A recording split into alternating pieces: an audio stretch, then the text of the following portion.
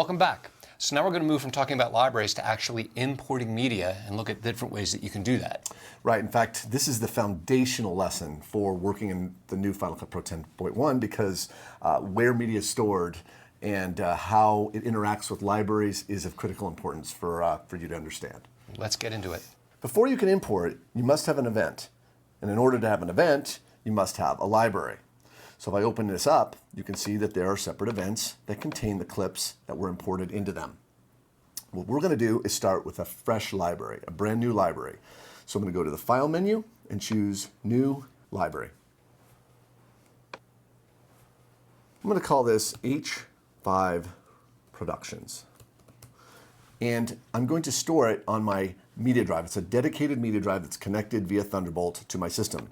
Now, we said earlier that libraries can live anywhere. They don't have to be on a dedicated media drive. They could be on your boot drive if you want. But you need to be thinking about this because a lot of what this lesson is going to deal with is the media going to be copied to your library or is it going to be copied externally to your library?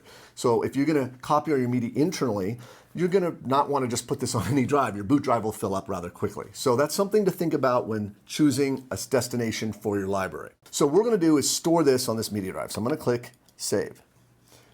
There's our library, H5 Productions, and a default event was created with the date stamp. And I generally like to name this. I'm going to call this Aerials. This is would be an event I'd want to bring my aerial cinematography clips into. I'm going to click that.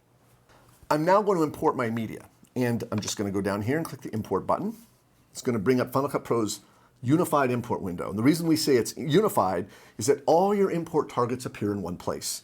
You have your cameras appearing in the camera section, your devices appearing in the devices section, and your shortcuts in the favorites section. Thing I want to point out that's different about 10.1 versus previous versions is there's no dedicated camera archives section as there were previously, but that's okay. Apple has a better approach, which you'll see later. As you can see at the top, I have a connected Canon DSLR, and you'll see the media for that camera appearing in the browse list. I can skim through it. There it all is. I have mounted drives here. The one I want to focus on is this icon here. It's actually a disk image that contains all my media. Now, inside this disk image, I have what's called a camera archive. And again, we'll talk about that later, but it's basically a bit-for-bit clone of the camera original media card as you see in the cameras here. Now, I want to point out that I'm not going to talk about importing in general. I'm going to talk about what happens to the media during the import process. That's the big takeaway here. So I'm going to import a single clip and make some key points about media storage. So with this clip selected, I'm going to click the Import Selected button. The import window appears and is divided into two main areas. The area above this line determines where your media will be placed within Final Cut Pro. The area labeled Media Storage determines where your media will be placed on the volume containing the target library.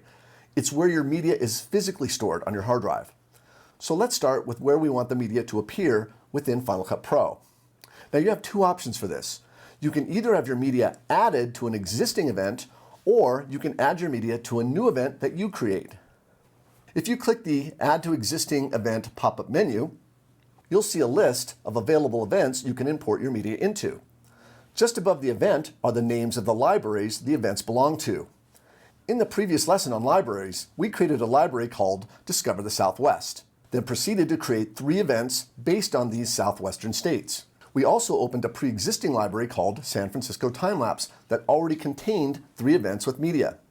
Now it's important to note that I could import this media into any event in this list. You can also create an entirely new event by clicking this button. I just choose the library I want the event to reside in. I'm going to create an entirely new event in the H5 Productions library. So I'll just give the event a name. I'm going to call this event Sabercat, which is the name of Mitch's helicopter that we're going to be working with.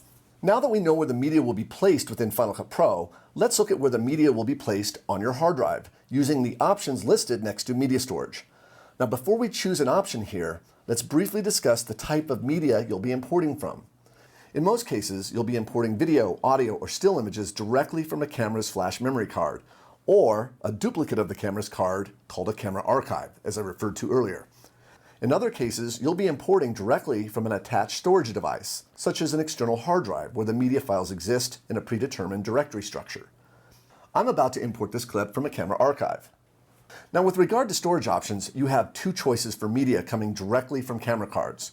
Number one, you can either copy the media directly into the library bundle, or two, you can choose to copy the media to any location outside the library. Using the default option, Copy Files Into, Final Cut Pro will do exactly that. It will copy all the media files from my camera archive into the library selected from this pop-up menu. If I click the menu and select Choose, I then choose the drive or folder where the media gets copied to. The library would then reference these externally copied files. The important thing to understand here is that Copy Files Into lets you choose a library or an external folder on your hard drive. Either way, Final Cut Pro will be making copies of your media in the targeted location. If you're importing from a camera card or camera archive, as I'm doing here, these are your only two options. There's a third option, Leave Files in Place, but it's reserved for media that already exists on a hard drive you want to import from. We'll come back to this one later.